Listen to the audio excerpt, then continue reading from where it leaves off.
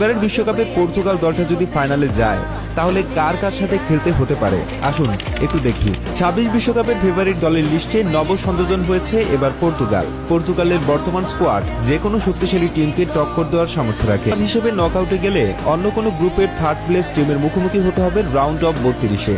এক্ষেত্রে পর্তুগালের জন্য বেশি চ্যালেঞ্জিং হবে না সেটা। রাউন্ড অফ 16-তে পর্তুগালের সম্ভাব্য প্রতিপক্ষ হবে সুইজারল্যান্ড, কানাডা অথবা স্পেন। ফাইনালে ফুটবল ইতিহাসের অন্যতম সেরা ম্যাচ আপ হতে পারে। পর্তুগালের সম্ভাব্য প্রতিপক্ষ হবে আর্জেন্টিনা, অর্থাৎ মেসি ও রোনালদোর মুখোমুখি লড়াই সাক্ষী হবে বিশ্ব। আর তখনই হয়তো উত্তরটা পেয়ে যাবে বিশ্ব। পর্তুগাল ফাইনালে উঠতে পারলে ফেস করতে হতে পারে স্পেন অথবা ফ্রান্সকে, অর্থাৎ ২০২৫ নেশনস লিগ বা ২০১৬ ইউরোর রিম্যাচ দেখা যাবে। দুই ক্ষেত্রেই অবশ্য পর্তুগাল জিতেছিল। পর্তুগাল এবার বিশ্বকাপে অন্যতম সেরা ব্যালেন্সড স্কোয়াডের মালিক। নেটে ডিয়েগো কাস্টার মতো বিশ্বস্ত কিপার আছে, ডিফেন্সে ডিয়াস, ইনাসিও